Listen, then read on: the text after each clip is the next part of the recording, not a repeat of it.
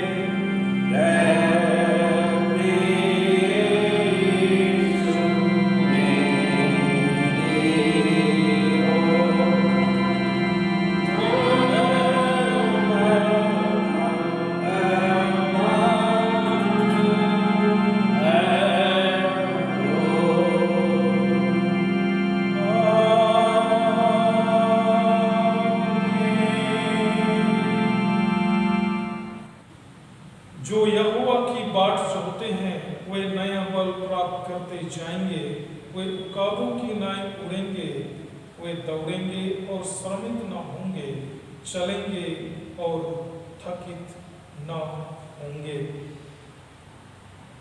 हम उसके द्वारा स्तुति रूपी बलिदान परमेश्वर के लिए सर्वदा चढ़ाया करें, पर भलाई करना और उदारता ना भूलो, क्योंकि परमेश्वर ऐसे बलिदानों से प्रसन्न होता है। हमारे प्रभु यीशु ख्रिस्त का अनुग्रह, यीशु पिता का प्रेम और पवित्र आत्मा की सहभागिता आप सबों के साथ रहे और आपके साथ भी। हम शुद्धता की प्रार्थना एक साथ करें। हे सर्वशक्तिमान परमेश्वर, तेरे सर्वोच्च हृदय खुले हैं, सर्वशक्ति अपना को जानता है और उससे कोई भेद छिपा नहीं है। अपनी पवित्र आत्मा की प्रेरणा से हमारे हृदय विचारों को शुद्ध कर, ताकि हम तुझसे प्रेम करें और योग रीति से तेरे प्रतिमास की स्तुति करें। हमारे प्रभु यीशु के द्वारा, आमीन।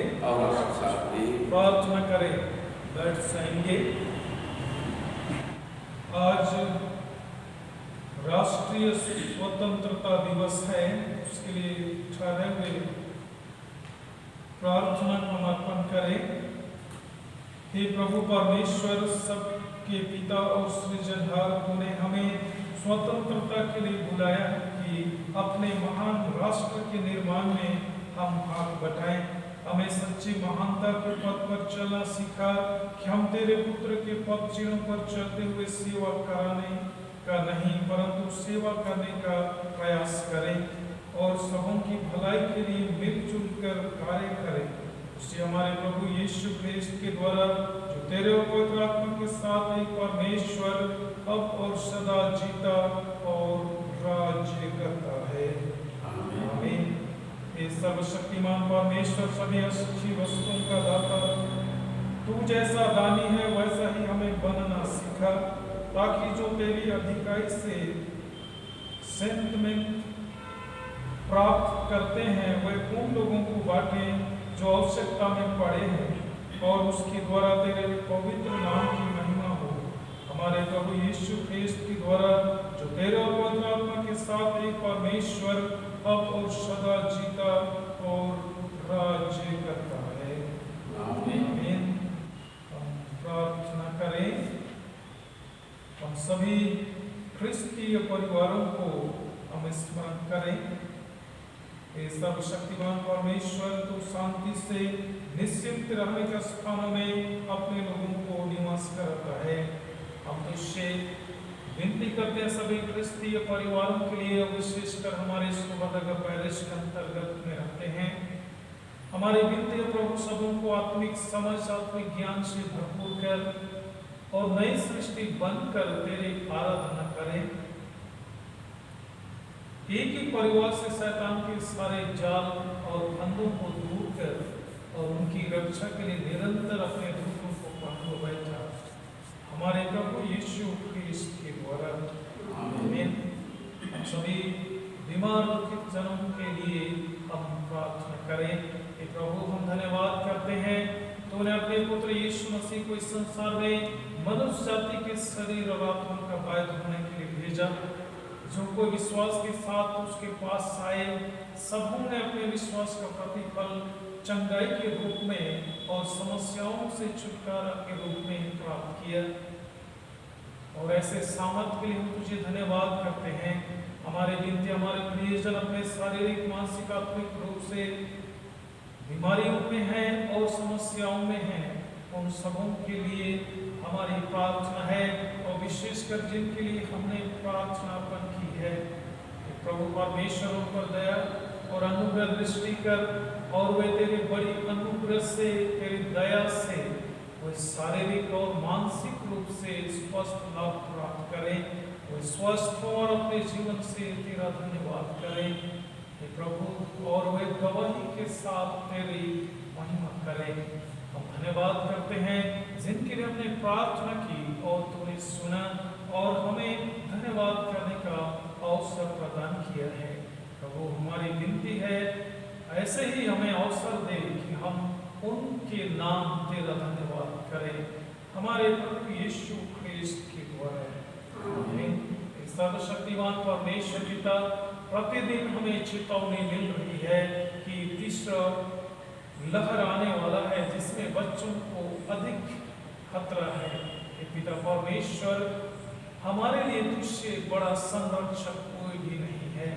तू ही हमारा दृढ़ और शरण स्थान है, तू ही हमारे शुद्धि रखता और हमारा रक्षक है। हम विनती करते हैं प्रभु, हमारे सभी बच्चों के लिए कि वे तेरी सुरक्षा में रहें और सभी उम्र के हम सभी लोग भी तेरे ही सामर्थी शरण में सुपुर्द होते हैं। हम सबों की तू रक्षा कर कि हम सब सुरक्षित रहें और तेरी महिमा, तेरा गुणानुवाद करते रहें। और जितने लोग परमेश्वर डर और भय की स्थिति में हैं, उन्हें साहस दे कि आंतरिक और मानसिक रूप से साहस करके रोगों से लड़ने की क्षमता प्राप्त करें, हमारे प्रभु यीशु ख्रीस्त के द्वारा। आमीन। हे प्रभु परमेश्वर, हम धन्यवाद करते हैं तूने अपने पुत्र यीशु ख्रीस्त के द्वारा कलीसिया को स्थापित किया है और अनादिकाल से ही कलीसिया के कामों को आगे बढ़ाने के लिए तूने लोगों को नियुक्त किया, ठहराया। तेरा पुत्र यीशु मसीह ने भी अपने लिए 12 शिष्यों को नियुक्त किया, उन्हें भेजा कि प्रभु आज भी कलीसिया में वही सिलसिला जारी है। हमारी प्रार्थना है आने वाले 3 सितंबर 2021 के दिन में जितने भाइयों का डीकन के पवित्र पद पर और जितने डीकन और डीकनेस का प्रेस्बिटर के पवित्र पद पर अभिषेक होने की तैयारी हो रही है, उस पर तेरे आशीष हो, सबों को आत्मिक अगुवाई दे और सभी तैयारियां तेरे नाम की महिमा के लिए हो। और जितने उम्मीदवार उसमें शामिल होंगे, जिनका पदाभिषेक होगा, हमारे विनती है प्रभु उन सबों को विशेष रूप से आत्मिक ज्ञान से भरपूर कर अपनी अभिषेक उन्हें दे, ताकि परमेश्वर वचन की सेवकाई और लोगों की आत्मिक सेवकाई के लिए तूने उन्हें चुना है, उस चुने जाने के प्रति वे सदा ईमानदार रहें और विश्वास योग्य बनकर तेरे लिए फल लाए कि उनके द्वारा तेरी महिमा हो। प्रभु परमेश्वर हर एक तैयारी पर तेरे आशीष हो, ताकि सब कुछ तेरे नाम की महिमा के लिए संपन्न हो। प्रभु हर एक उम्मीदवारों को हम तेरे ही हाथ में और तेरे नियंत्रण में, तेरे अगुवाई में सुपुर्द करते हैं, हमारे प्रभु यीशु ख्रिस्त के द्वारा। आमीन। परमेश्वर पिता, तूने की लहू से सारी पृथ्वी पर मनुष्य जाति को निवास करने के लिए बनाया, और जो दूर है जो निकट है दोनों को मेल का प्रचार करने के लिए अपने पुत्र यीशु ख्रिस्त को इस संसार में भेजा। हमारी विनती है इस समय जितने कोई सुसमाचार के प्रचार काम में प्रत्यक्ष रूप से लगे, अपने दास दासियों को वचन का प्रकाशन दे, उन्हें आत्मिक साहस प्रदान करके विपरीत परिस्थितियों के बावजूद भी अंतिम व्यक्ति तक तेरे वचन को पहुंचाएं, ताकि सभी जगहों में, सभी जाति बिरादरी में, सभी समाज में गवाही हो, सबको सत्य जानने का अवसर मिले। प्रभु परमेश्वर धन्यवाद करते हैं, पवित्र आत्मा ने सार्वभौमिक रूप से मनुष्यों को दिया है। हमारी विनती है उस आत्मा के द्वारा से तेरी आवाज सुने और तेरे ओर फिरे, और उस अनंत जीवन के वारिस हो जिसे तूने अपने पुत्र यीशु ख्रिस्त के द्वारा से हर एक विश्वास के लिए सुनिश्चित किया है, हमारे प्रभु यीशु ख्रिस्त के द्वारा। आमीन।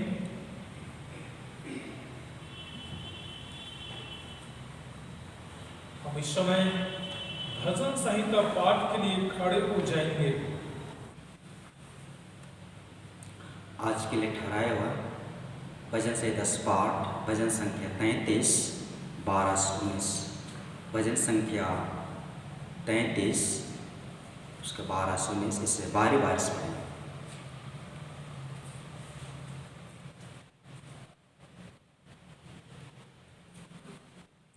क्या ही धन्य है वह जाति जिसका परमेश्वर यहोवा है, और वह समाज जिसे उसने अपना निज भाग होने के लिए चुन लिया। यहोवा सृष्टि करता है, वह सब को निहारता है। अपने निवास के स्थान से वह पृथ्वी के सब रहने वालों को देखता है। वही जो उन सबों के हृदय को करता और उनके सब कामों का विचार करता है। कोई ऐसा राजा नहीं जो सेना की बहुतायत के कारण बच सके, वीर अपनी बड़ी शक्ति के कारण छूट नहीं जाता। वह जो निकलने के लिए बड़े बल के द्वारा किसी को नहीं बचा सकता है। देखो, यहोवा की दृष्टि उसके डरवैयों पर और उन पर जो उसकी करुणा की आशा रखते हैं बनी रहती है, कि वह उनके प्राण को जाए और अकाल के समय उनको जीवित रखे।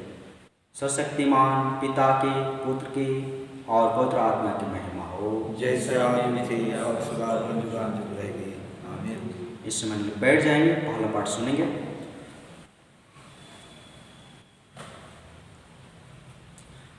पहला पाठ व्यवस्था विवरण की पुस्तक अध्याय 6, 20 से 25 तक। व्यवस्था विवरण की पुस्तक अध्याय 6, 20 से 25 तक।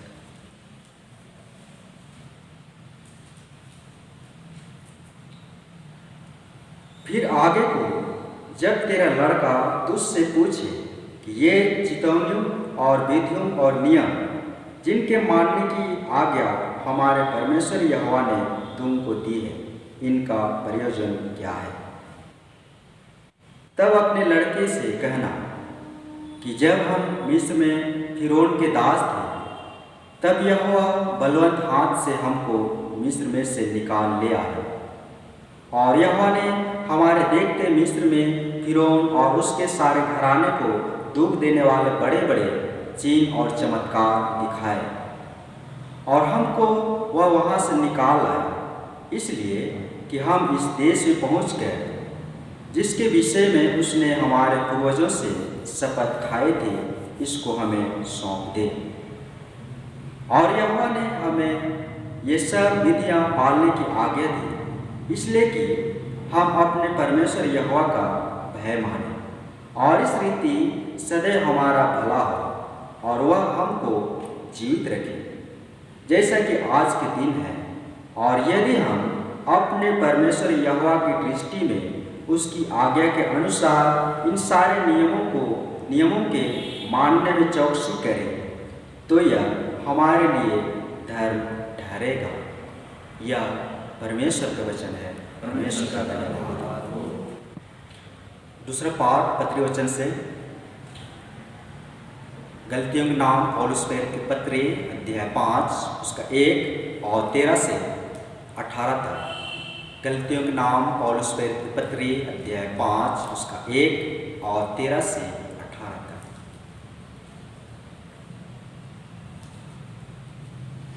मसीह ने स्वतंत्रता के लिए हमें स्वतंत्र किया है, सो इसी में स्थिर रहो और दासत्व के जुए में फिर से ना जुटो। 13 से आगे। हे भाइयों, तुम स्वतंत्र होने के लिए बुलाए गए हो, परंतु ऐसा ना हो कि यह स्वतंत्रता शारीरिक कामों के लिए अवसर बने, वरन प्रेम से एक दूसरे के दास बनो। क्योंकि सारी व्यवस्था इस एक ही बात में पूरी हो जाती है कि तू अपने पड़ोसी से अपने समान प्रेम रख। पर यदि तुम एक दूसरे को दांत से काटते और फाड़ खाते हो तो चौकस रहो कि एक दूसरे का सत्यानाश ना कर दो। पर मैं कहता हूँ, आत्मा के अनुसार चलो तो तुम शरीर की लालसा किसी रीति से पूरी ना करोगे। क्योंकि शरीर आत्मा के विरोध में और आत्मा शरीर के विरोध में लालसा करती है, और ये एक दूसरे के विरोधी है। इसलिए कि जो तुम करना चाहते हो वह ना करने पाओ। और यदि तुम आत्मा के चलाए चलते हो तो व्यवस्था के अधीन ना रहे। यह परमेश्वर का वचन है। परमेश्वर का धन्यवाद हो। आइए हम लोग सुसमाचार वचन से पहले गीत गाएंगे। गीत नंबर 193, हिम नंबर 193।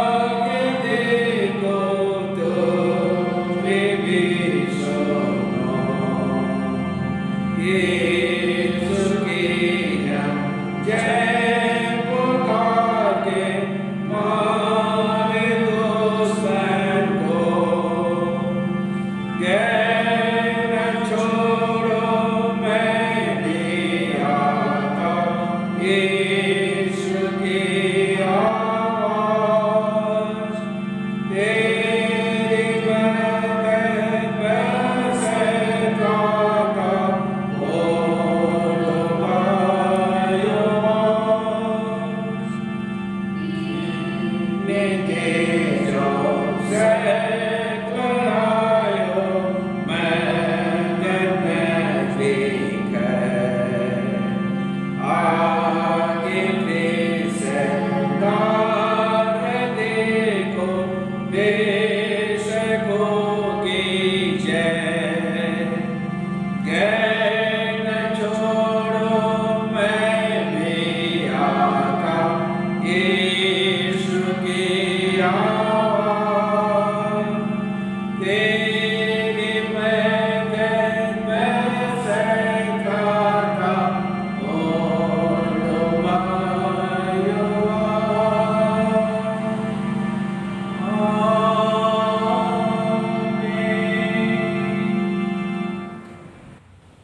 प्रभु आप सबों के साथ रहे और आपके साथ भी। पवित्र सुसमाचार, पवित्र लूका रचित सुसमाचार उसके 22वें अध्याय में लिखा है और उसके 24वें पद से सुसमाचार आरंभ होता है। हे प्रभु यीशु ख्रिस्त तेरी महिमा हो। लूका रचित सुसमाचार 22वां अध्याय 24 पद से आगे। उनमें यह वाद विवाद भी हुआ कि उनमें से कौन बड़ा समझा जाता है। उसने उनसे कहा, अन्य जातियों के राजा उन पर प्रभुता करते हैं और जो उन पर अधिकार रखते हैं वे उपकारक कहलाते हैं, परंतु तुम ऐसे न होना, वरन जो तुम में बड़ा है वह छोटे के समान और जो प्रधान है वह सेवक के समान बने। क्योंकि बड़ा कौन है, वह जो भोजन पर बैठा है या वह जो सेवा करता है? क्या वह नहीं जो भोजन पर बैठा है? परंतु मैं तुम्हारे बीच में सेवक के समान हूँ। यह ख्रिस्त का सुसमाचार है। प्रार्थना करें। हे सर्वशक्तिमान परमेश्वर, हम तेरे वचन के लिए धन्यवाद करते हैं और इस समय हम तेरे वचन पर ध्यान करना चाहते हैं। प्रभु हमारी विनती है, अपने वचन का प्रकाशन हम सबों को प्रदान कर कि हम तेरे वचन के प्रकाशन में, उस प्रकाश में चलें और हर अपनी कर्तव्यों को पूरी करें। जैसा तू हमसे चाहता है वैसा हम चलने में सफल हों। रोकनेहारी बातों को दूर कर और हमें ध्यान की आत्मा से नियंत्रित कर, हमारे प्रभु यीशु ख्रिस्त के द्वारा आमीन। बैठ जाएंगे।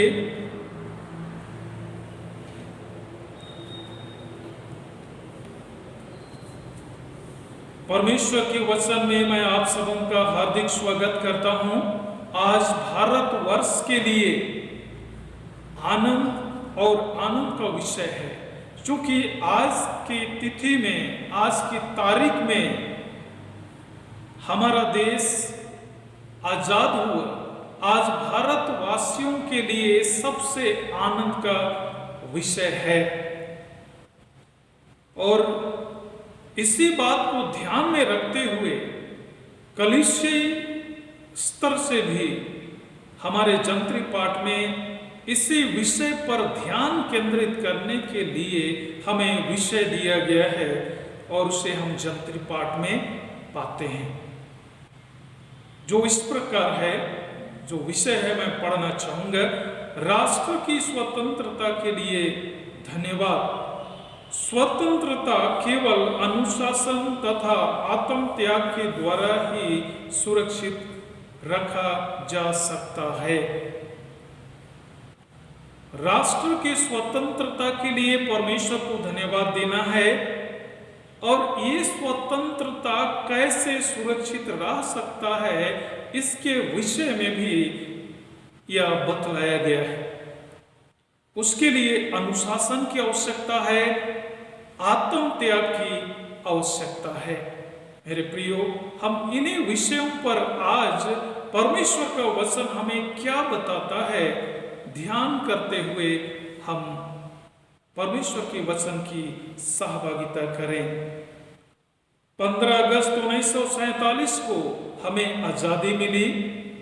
15 अगस्त का यह दिन मेरे और आपके और संपूर्ण भारतवासियों के लिए या भारत के नागरिकों के लिए खुशी का, आनंद का दिन है। इसी कारण आज की तिथि में राष्ट्रीय झंडा फहराया जाता है कि भावी पीढ़ी के लोग भी इस बात को जाने और उस दिन उन सारी बातों की व्याख्या भी की जाती है, ताकि भावी पीढ़ी के लोग भी उस मूल्यवान बात को समझे और उसकी खुशी को प्राप्त करें और स्वतंत्रता को बनाए रखने के लिए या सुरक्षित रहे, इसलिए वे अनुशासनात्मक जीवन व्यतीत करें और दूसरों के लिए अपना त्याग करके दूसरों के हित के लिए कार्य करें। आज के दिन सम्मान और श्रद्धा के साथ राष्ट्रीय ध्वज को फहराया जाता है।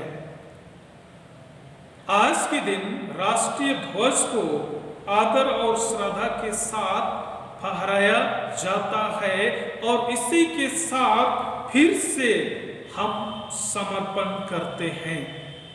यही वो झंडा हमें सिखाता है। हमारे राष्ट्रीय झंडे में कुछ महत्वपूर्ण रंग और चिन्ह हैं जो इस विषय को समेटे हुए हमें शिक्षा प्रदान करता है। हम सभी उसके बारे में जानते हैं, फिर भी चूंकि आज वह दिन है, मैं आपको स्मरण दिलाते हुए इन बातों को रखना चाहता हूं। हमारे राष्ट्रीय ध्वज में 3 मुख्य रंग हैं और उसके बीच में 24 कड़ियों वाला एक चक्र है। ये सब कुछ अलग अलग विशेषता हमें बतलाते हैं और उन बातों के बारे में हमें याद दिलाते हैं जो वो अपने में उन अच्छी बातों को, उन मूल्यों को समेटे हुए हैं। झंडे के सबसे ऊपरी भाग में केसरी रंग है। वह केसरी रंग शौर्य यानी बहादुरी एवं त्याग का प्रतीक है। भारत के स्वतंत्रता सेनानी, देश प्रेमी, उन्होंने इस भारत को आजाद करने के लिए, हमें आजादी मिले इसके लिए बहादुरी के साथ अपना सब कुछ त्यागा और आज हम स्वतंत्र भारत में श्वास ले रहे हैं, स्वच्छंद जीवन व्यतीत कर रहे हैं। बीच में सफेद रंग है। यह सफेद रंग सच्चाई, शुद्धता और सादगी का प्रतीक है। यह सीख हमें देता है कि हमारा जीवन सच्चाई, शुद्धता और सादगी में रहे। यह हमें शिक्षा प्रदान करता है, याद दिलाता है। और नीचे है हरा रंग। यह रंग प्राकृतिक संसाधनों से भरपूर उपजाऊ भूमि का प्रतीक है। हमारा भारत देश ऐसे प्राकृतिक संसाधनों से भरपूर है, उपजाऊ भूमि है, उसका वह प्रतीक है, यह याद दिलाता है। और चौथी बात जो बीच में चक्र है 24 कड़ियों वाला, यह गतिशीलता, उन्नति और प्रगति का प्रतीक है। हर बार जब हम राष्ट्र ध्वज को फहराते हैं, स्वयं को इन उत्कृष्ट मूल्यों के लिए पुनः समर्पित करते हैं। कितनी सुंदर बात है। इसलिए हम भारतवासी हैं और मसीही हैं। हमारे लिए और ही परमेश्वर को धन्यवाद देने का विषय है कि हम स्वतंत्र देश में, स्वतंत्र राष्ट्र में रहते हैं। एक मसीही होकर के हमें अपने देश के लिए क्या योगदान करना चाहिए। जब भी झंडे के नीचे हम सब आते हैं, इन बातों को, इन मूल्यों को हमें स्मरण करना चाहिए कि मैं भारत के राष्ट्रीय झंडे के नीचे हूँ। आदर सम्मान के साथ हम उसको फहरा रहे हैं, तो किन मूल्यों के साथ हमें रहना है, क्या हमारा कर्तव्य है, वो क्या सीख हमें देता है, इन बातों को भी हर बार हमें ध्यान करना चाहिए। मसीही होकर हम राष्ट्रवादी भले ही ना हो, किंतु हमारे दिल में सम्मान और देश के प्रति प्रेम भाव होना चाहिए। यह कोई गुनाह नहीं है, क्योंकि हमारा बाइबल धर्म शास्त्र भी इसके बारे में शिक्षा देती है कि हम अपने देश के लिए प्रेम भाव रखें, अपने देशवासियों से हम प्रेम करें।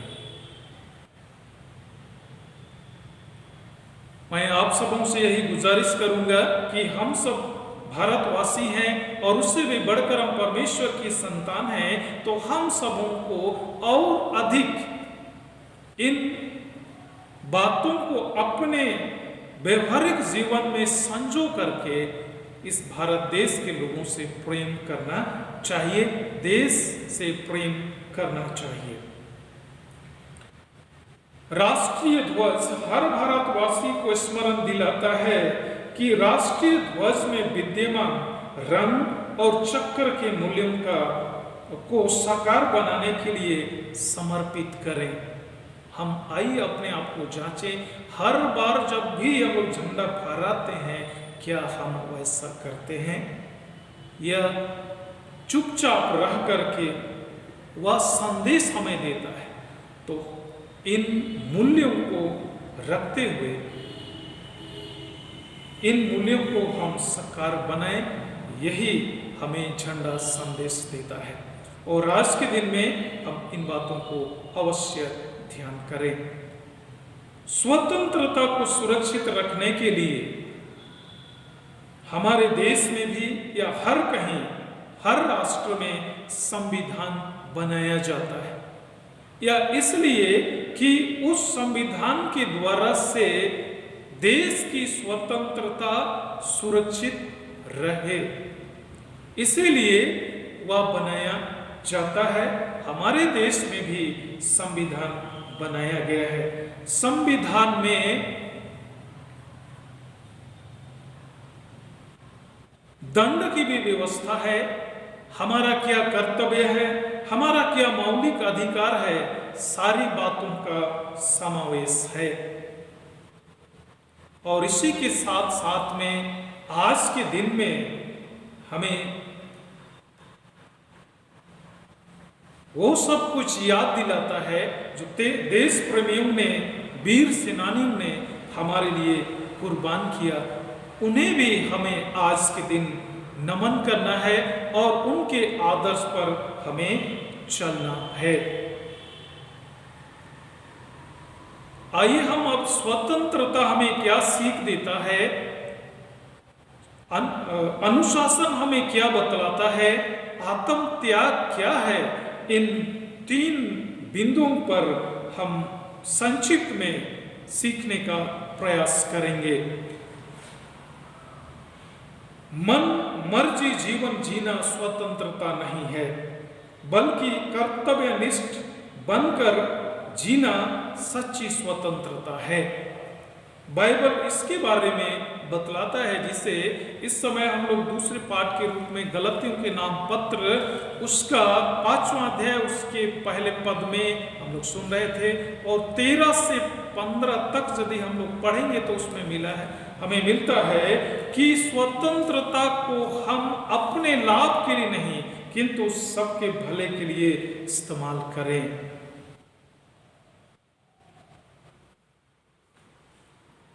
यही स्वतंत्रता का सारांश है। मैं अपने विचारों को आप में मैं थोपना नहीं चाहूंगा, लेकिन स्वतंत्रता के विषय में जो मैं सोचता हूं, मैं उन विचारों को आपके सम्मुख प्रस्तुत कर रहा हूं। स्वतंत्रता का मतलब है दूसरों के स्वाभिमान को चोट पहुंचाए बिना न्यायोचित, न्याय संगत जीवन जीना। राजनैतिक दृष्टि और धार्मिक दृष्टि से भी स्वतंत्रता की यही मांग है। बाइबल भी हमें यह सिखाती है कि हम जो स्वतंत्रता प्राप्त किए हैं, उस स्वतंत्रता को अपने लाभ के लिए नहीं किंतु सबके हित के लिए हम उसे इस्तेमाल करें। आज भारतवर्ष में विपरीत परिस्थितियां देखने को मिल रही हैं। धीरे धीरे लोग स्वतंत्रता का गलत उपयोग कर रहे हैं।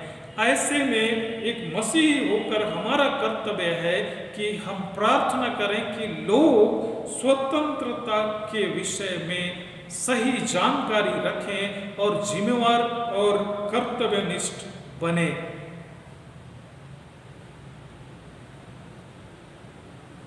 अपने विचारों को किसी पर थोपना नहीं है, न्यायोचित और न्याय संगत तरीके से जीवन जीना है, ताकि किसी को मानसिक और भावनात्मक रूप से चोट न पहुंचे। स्वतंत्रता यही सिखाता है। अनुशासन क्या है? अनुशासन यानी सुव्यवस्थित तरीके से सब कुछ का होना। बहुत जगह स्कूलों में यह स्लोगन पढ़ने और देखने को मिलता है, अनुशासन ही देश को महान बनाता है। वो लिखा हुआ निश्चय ही आपने देखा है, इसमें बहुत सारी बातें छिपी हुई हैं। अनुशासन ही देश को महान बनाता है, सब कुछ व्यवस्थित रहे, इसीलिए संविधान बनाया जाता है। संविधान में कर्तव्य और मौलिक अधिकार का वर्णन के साथ दंड का प्रावधान भी होता है।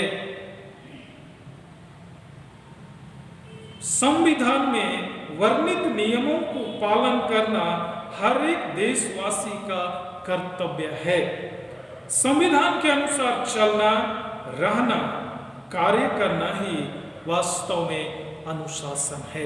अगर ऐसा सब कुछ होगा तो स्वतंत्रता सुरक्षित रहेगा, और ऐसा नहीं होगा तो कभी भी वह स्वतंत्रता बिखर सकता है और फिर हम परतंत्रता की बेड़ी में जकड़ सकते हैं। इसलिए यह आवश्यक है कि हम सब संविधान के दायरे में रहते हुए अनुशासनात्मक जीवन जिए और ऐसा करके अपने देश की स्वतंत्रता को सुरक्षित रखने में योगदान करें। परमेश्वर ने भी इस्राएलियों को व्यवस्था दिया था मूसा के माध्यम से, जिसे आज्ञा के नाम से जानते हैं। परमेश्वर ने भी अपनी चुनी हुई प्रजा को व्यवस्था दिया, और उस व्यवस्था में दंड की भी व्यवस्था है, यानी ऐसा नहीं करने से वह दंड मिलेगा। निर्गमन की पुस्तक उसका 20 अध्याय पहले पद से आगे, व्यवस्था विवरण की पुस्तक उसका 5वां अध्याय 7वें वचन से आगे आज्ञाओं के बारे में हम पढ़ते हैं। और आज के पहले पाठ में व्यवस्था विवरण 6वां अध्याय में हम लोग पढ़ रहे थे कि कैसे हम जिस देश में रहेंगे वहां का कानून व्यवस्था को भी हमें स्मरण करते हुए उसका पालन करना है ताकि हमारा हित हो। इस तरह परमेश्वर का वचन भी अपने देश के संविधान को पालन करने की शिक्षा और परामर्श देता है।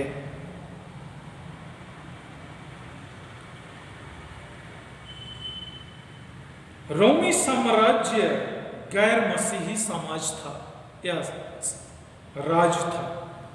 रोमी साम्राज्य गैर मसीही था, फिर भी प्रेरित पौलुस को अपनी रोमी नागरिकता पर घमंड था। वह एक ही साथ रोमी नागरिकता का भी अधिकारी था, उसको अधिकार प्राप्त था, और इसके कारण से उस गैर मसीही साम्राज्य का भी वह अभिमान करता था कि मैं वहां का नागरिक हूं। इसके द्वारा से पौलुस हमें यह बात सिखाता है कि अपने देश का हमें सम्मान करना है। मैं मसीही हूं, मैं इस राष्ट्र का नहीं हूं, ऐसा नहीं। मसीही हूं लेकिन मैं इस राष्ट्र का नागरिक हूं, इसलिए इस राष्ट्र के कानून व्यवस्था का हमें पालन करना है, उसके अनुशासन के दायरे में हमें रहना है। प्रेरितों के काम का वर्णन नामक पुस्तक 22 अध्याय 25 से 29 में इस वचन को हम लोग पढ़ते हैं, जिसे पौलुस हमें बतलाते हैं। हमारे लिए यह प्रश्न है, क्या हम भारतवासी होने में फक्र नहीं रखते हैं? हम हरेक को भी भारतवासी होने में नाज है, अभिमान है, किंतु इसी के साथ हमें संविधान के दायरे में रखकर अनुशासन में रहना है ताकि भारत की स्वतंत्रता सुरक्षित रहे, इसकी संप्रभुता स्थिर और मजबूत बनी रहे। आत्म त्याग हमें क्या सिखाता है? आत्म त्याग देश प्रेमी का पहचान और समर्पण का पराकाष्ठा है। आत्म त्याग के बगैर कभी भी देश आजाद नहीं हो सकता था। हम अपने भारत देश में रहते हैं, यहाँ कई धर्म समाज के लोग रहते हैं, लेकिन उनके हृदय में यह नहीं था कि मैं सबके लिए क्यों लड़ाई करूं, क्यों त्याग करूं, लेकिन उन्होंने अपनी इच्छा को त्याग कर भारत देश के लिए सब कुछ न्यौछावर कर दिया। यह उनके देश प्रेमी होने और समर्पण का ही पराकाष्ठा है। और आज हम स्वतंत्र हैं। दूसरों की खुशी के लिए अपनी इच्छा को त्यागना, दूसरों की खुशी में अपनी खुशी तलाशना, यही है आत्म त्याग। प्रभु यीशु मसीह को हम लोग देखेंगे, वह हमारा सबसे बड़ा आदर्श है। वह ईश्वर का बेटा है, अपने उस ईश्वरत्व को त्याग करके इस संसार में आया और मनुष्यों का रूप धारण किया, मनुष्य बना, अपने को इतना दीन किया, इतना बड़ा समर्पण। और उससे भी बढ़कर बड़ा समर्पण उसने यह किया कि अपने को श्रापित क्रूस पर दे दिया कि हम सब पाप और शैतान से आजाद हो जाएं। मेरे प्रियो, हम सब मसीही लोग हैं, परमेश्वर के लोग हैं और ऐसे सुंदर देश में हम सब रहते हैं। इसलिए यह आवश्यक है कि हम अपने देश के लिए त्याग करें, अपने देश के हित के लिए हर तरह से हम भी समर्पण करें कि देश की स्वतंत्रता को सुरक्षित रखने में छोटा अंश हमारा भी सहयोग हो। वीर सपूतों और देश प्रेमियों में यही भावना रग रग में बसा था। उन्होंने हम देशवासियों के लिए सर्वस्व त्याग कर दिया। कितनी सुंदर बात है। जब बड़े स्वतंत्रता सेनानियों और देश प्रेमियों के कब्र पर माला अर्पण किया जाता है, श्रद्धा सुमन अर्पित किया जाता है, उन पर माल्यार्पण किया जाता है, तो इन बातों को हमें स्मरण करना चाहिए, जिन्होंने अपने जीवन को हमारे खुशी के लिए समर्पित कर दिया। एक मसीही होकर मात्र राष्ट्रीय ध्वज फहराना काफी नहीं है। हमें राष्ट्र के लिए, राष्ट्र के अधिकारियों के लिए निरंतर और विशेष रूप से प्रार्थना करने की आवश्यकता है, प्रार्थना करना चाहिए। तीतुस की पत्री वचन में 3 अध्याय उसके पहले वचन, पहला पत्रस 2 उसके 13 वचन में इन बातों को हम लोग पढ़ते हैं कि अपने देश के लिए हमें प्रार्थना करना है, देश के उन अधिकारियों के लिए प्रार्थना करना है जो यद्यपि वे परमेश्वर को प्रत्यक्ष रूप से नहीं जानते हैं, लेकिन हम सब उनके अधीनता में रहते हैं। इसलिए हम सबों को उनके लिए प्रार्थना करनी चाहिए कि परमेश्वर का आत्मा उनको प्रेरित करे, संचालित करे, ताकि वे सबके हित के लिए मंत्रणा करें और हम जो परमेश्वर के लोग हैं हम भी सुरक्षित रहें। वर्तमान समय में मसीही समाज पर अन्याय, अत्याचार हो रहे हैं। मौलिक अधिकारों से मसीही वंचित किए जा रहे हैं। विषम और विपरीत परिस्थितियां हमें देखने को मिल रहा है। हमारी आजादी छीनी जा रही है। ऐसे में बड़ी चुनौती है कि हम क्या करें। लेकिन मेरे प्रियो, हम 2 बातों को अवश्य ध्यान करें कि जब भी 15 अगस्त का दिन आता है, हम राष्ट्रीय ध्वज के नीचे आते हैं श्रद्धा के साथ और उन स्वतंत्रता सेनानियों को याद करते हैं, उनकी कुर्बानियों को हम याद करते हैं, उन देश प्रेमियों के जीवन को हम लोग याद करते हैं।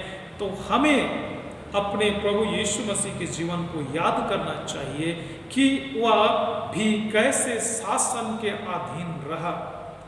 निश्चय ही जो गलती हो रही थी उनके बारे में वह समालोचना करता था, लेकिन देश के प्रति उसका भी समर्पण था।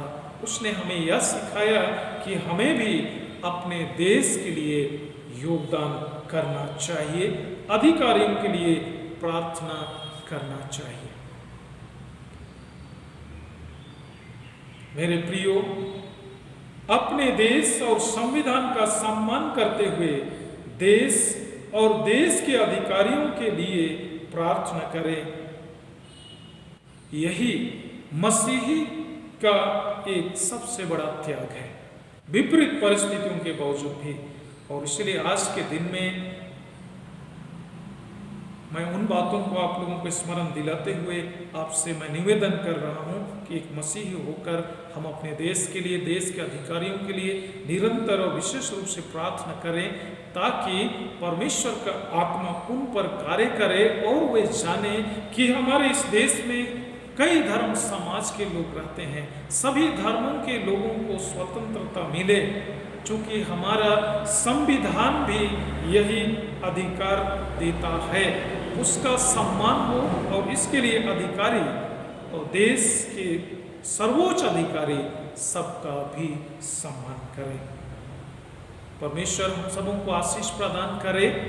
और मैं अंततः आप सबों को स्वतंत्रता दिवस की ढेरों सारी शुभकामनाएं देता हूं कि हम सब उस राष्ट्रीय ध्वज के नीचे रहकर अपनी मसीही पहचान को बनाएं और देश की स्वतंत्रता को सुरक्षित रखने में हम अपना बहुमूल्य योगदान करें, अनुशासन में रहें और अपने देश के लिए त्याग करें। ऐसा करके प्रभु की शिक्षा को भी हम साकार बनाएं।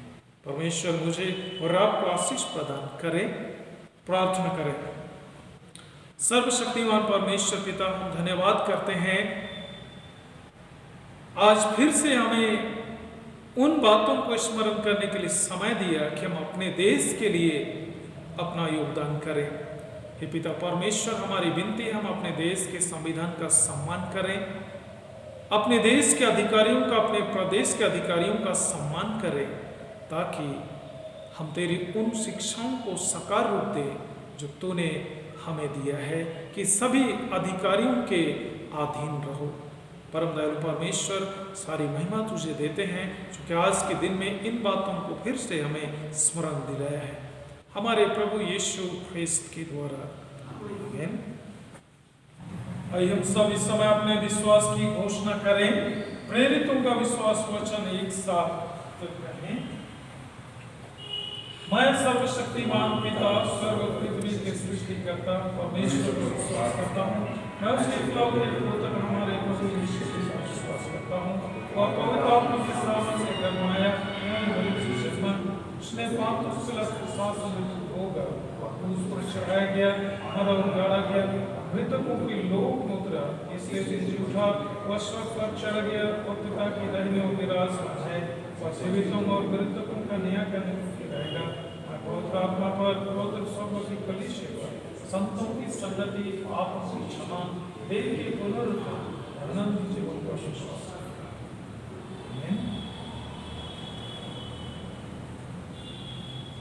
अब हम समस्त मानव जाति के लिए प्रार्थना करें और अपनी प्रार्थनाओं को प्रभु यीशु ख्रिस्त के निरंतर निवेदन के साथ साथ अर्पित करें।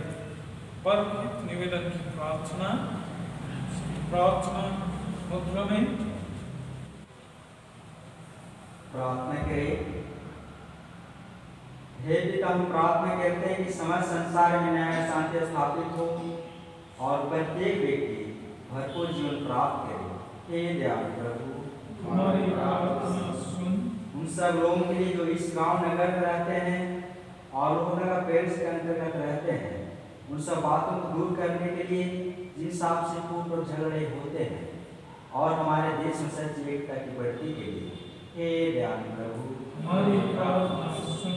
उन सब लोगों के लिए जो कृषि, उद्योग, व्यापार में लगे हुए हैं, सब मजदूर कारीगरों के लिए और उन सब के लिए जो अपनी सेवा से हमारी आवश्यकताओं को पूर्ण करते हैं, हे दयालु प्रभु, हमारी प्रार्थना सुन। अध्यापकों और छात्रों, वैज्ञानिकों, लेखकों और कलाकारों और उन सब व्यक्तियों के लिए जो अन्य लोगों के विचारों और भावनाओं को प्रभावित करते हैं, हे दयालु प्रभु, हमारी प्रार्थना सुन। उन सब लोगों के लिए जो दुखी हैं, बेरोजगार हैं, भूखे प्यासे हैं, दरिद्र और दलित हैं, बीमार और बेनसन हैं और उन सब व्यक्तियों के लिए जो ऐसे लोगों की सेवा और सहायता करते हैं, हे दयालु प्रभु हमारी प्रार्थना सुन। हमारे तथा अन्य देशों सब शासकों के लिए, विशेषकर हमारे राष्ट्रपति, प्रधानमंत्री, इस राज्य के राज्यपाल और मुख्यमंत्री और उनके लिए जो लोगों पर किस प्रकार का अधिकार रखते हैं, हे दयालु प्रभु हमारी प्रार्थना सुन। संपूर्ण मसीह समाज की एकता और मेल मिलाप के लिए और समस्त संसार उनकी गवाही और सेवा कार्य के लिए, हे दयालु प्रभु हमारी प्रार्थना सुन। भारत में देख समझ कलिसिया के लिए, उसकी परिषदों तथा वो विशेषकर हमारे मॉडरेटर, दक्षिण भारत के कलिसिया के प्रमुख धर्माचार्य और मार्टो कलिसिया के मेट्रोपोलिटन, हमारे बिशप विवास के पर, हमारे पुरोहित और गैर कलिसिया के सब अन्य धर्मसेवकों के लिए तू सच्चाई और नम्रता की सेवा करे, हे दयालु प्रभु हमारी प्रार्थना सुन। यहोवा तेरे भक्तों के साथ जिन्होंने अपने जीवन तेरी निष्ठापूर्वक सेवा की है, हमें तेरे राज्य के नित्य आनंद में संभागी हो सके, हे दयालु प्रभु हमारी प्रार्थना सुन। हे स्वर्गीय पिता, अपने राज्य से प्रकट कर और हमारी प्रार्थना को सुन। हम तेरे फूल अपने प्रभु और उद्धारकर्ता यीशु मसीह के नाम से मांगते हैं।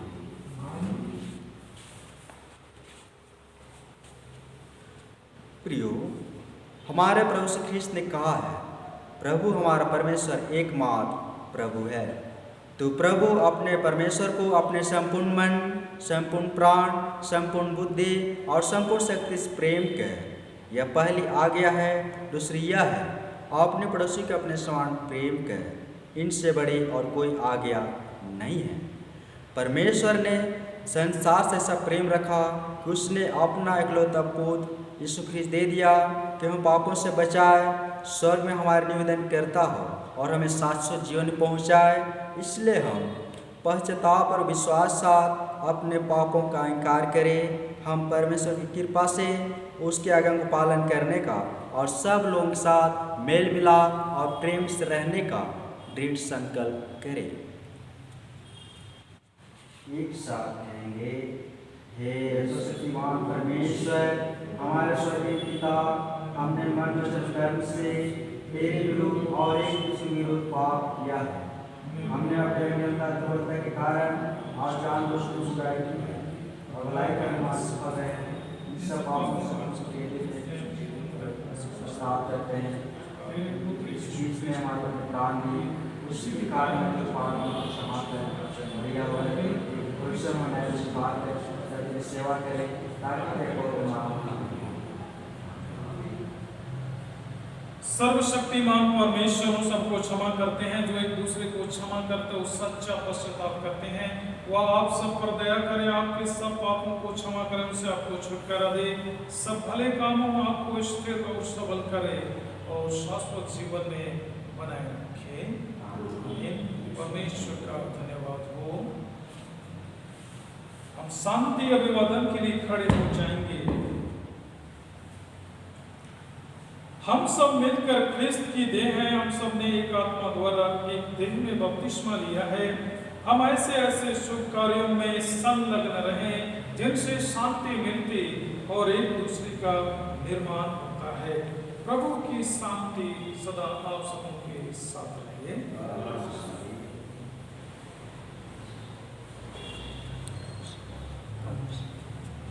श्रद्धा और भक्ति के साथ इस समय अपना भेंट प्रभु को अर्पित करते हुए गीत गाएंगे।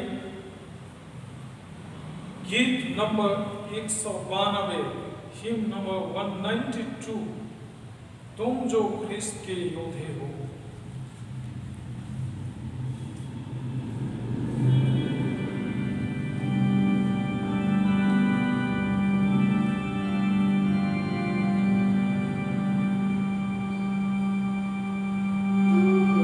Deus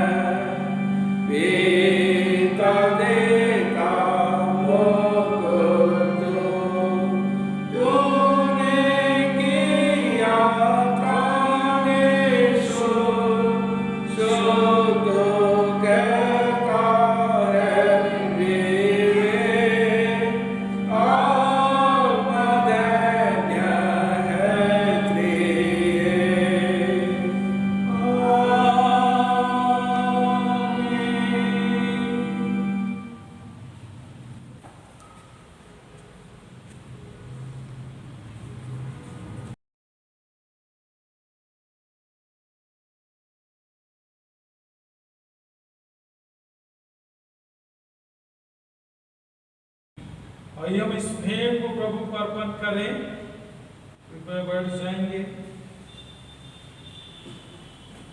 हे परम पिता परमेश्वर, हम धन्यवाद करते हैं, तो ही हमारे जीवन को जीवित रखता है और शारीरिक जीवन को जीवित रखने के लिए भी तूने ही हमें सब कुछ दिया है। और उसी में से इस समय हम धन्यवाद के भेंट तुझे अर्पण करते हैं।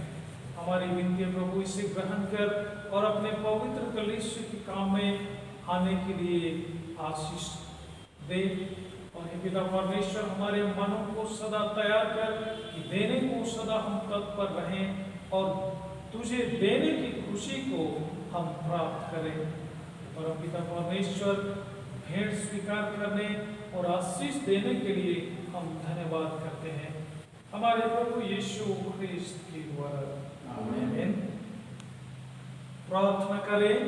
इस सर्वसामर्थी प्रभु परमेश्वर, हम धन्यवाद करते हैं धन्य कुंवारी मरियम के लिए, जिसने तेरी योजना को पूर्ण करने के लिए अपने आप को समर्पित किया और तूने उसके द्वारा से अपने पुत्र यीशु मसीह को इस संसार में भेजा और उसके माध्यम से वह मनुष्य रूप में जन्मा।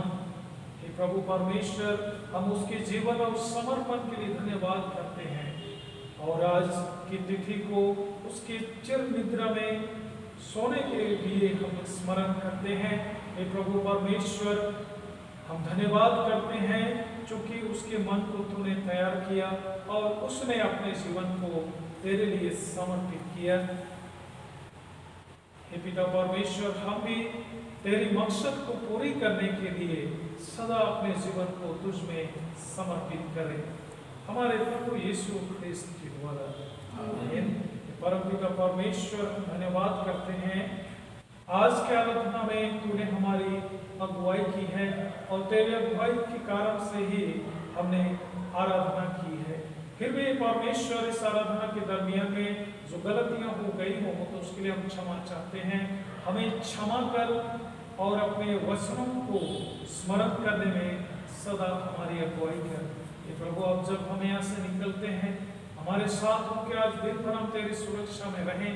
उन्हीं बातों पर ध्यान करते हुए जो न्यायोचित और न्याय संगत है। और हे प्रभु, दिन भर सुरक्षित रहें और शाम के समय में तेरे सम्मुख आने का हमें अवसर प्रदान कर धन्यवाद के साथ तेरे सम्मुख आए और तेरा धन्यवाद करें हमारे प्रभु यीशु ख्रिस्त के द्वारा। आमीन।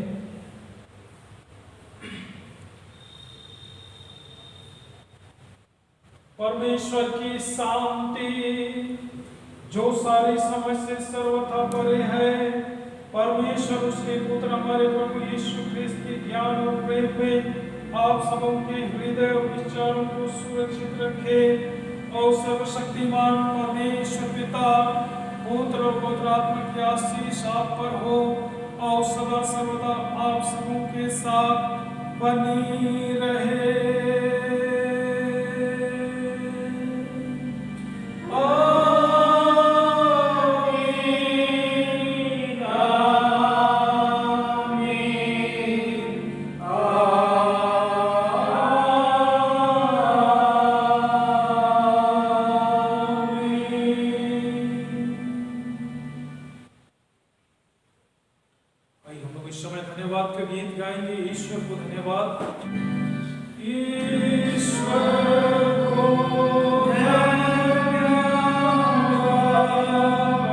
Yeah.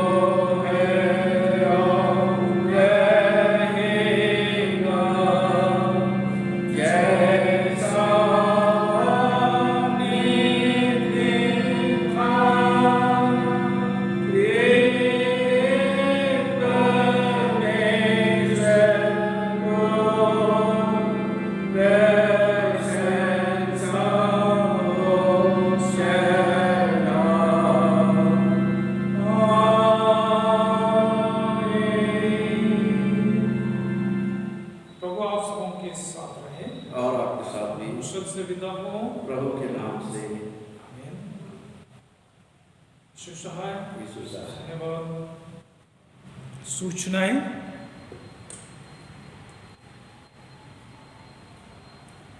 अगस्त 2021 पहला।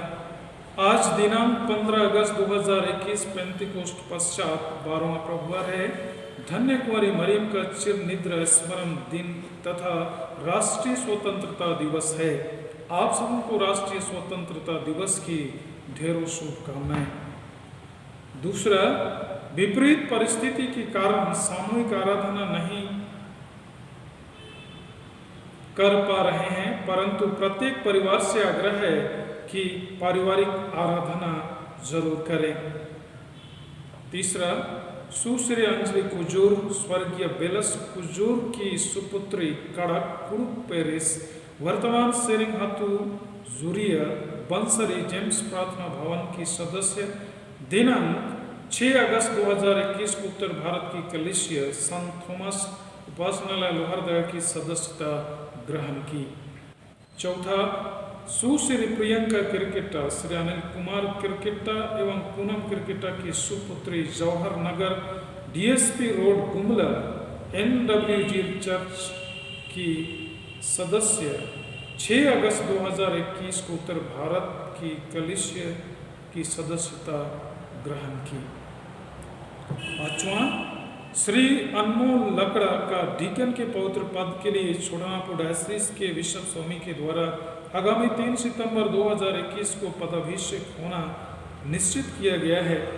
श्री अनमोल लकड़ा का डीकन अभिषेक ना हो ऐसा उचित कारण जानते हो तो इसकी लिखित सूचना 20 अगस्त 2021 तक प्रेस्बिटर लोहरदगा अथवा बिशप स्वामी छोटानागपुर डायसिस को प्रेषित करें। और एक विशेष सूचना,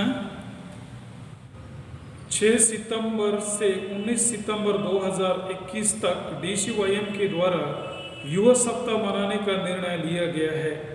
इसके तहत प्रत्येक दिन संध्या 7 बजे से YouTube के माध्यम से ऑनलाइन संध्याकालीन आराधना का संचालन किया जाएगा। अतः आपसे नम्र निवेदन है कि इस ऑनलाइन संध्याकालीन आराधना में जुड़ें और आत्मिक आशीष प्राप्त करें। एक जोड़े का विवाह पुकार है। लवकुश पन्ना कुंवर श्री किशोर एवं श्रीमती दौलिन पन्ना का सुपुत्र रघु हड्रटोली लोहरदगा पेरिस CNI का सदस्य उसकी बचन दुल्हन सुश्री अंजलि कुजूर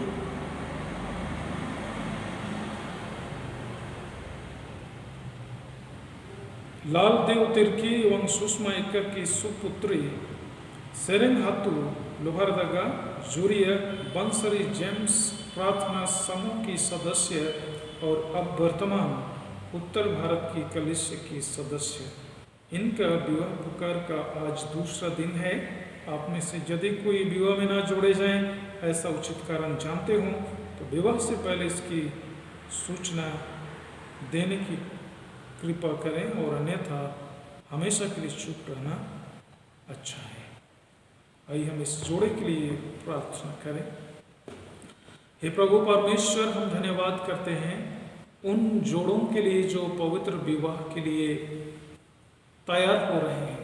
प्रभु परमेश्वर, उनको शारीरिक मानसिक आत्मिक रूप से तू ही तैयार कर, ताकि उस पवित्र बंधन में पूरी समर्पण और आत्मिक समझ के साथ जुड़े, जिससे वे वैवाहिक जीवन की पूरी आशीष प्राप्त करें। हमारे प्रभु यीशु ख्रिस्त के द्वारा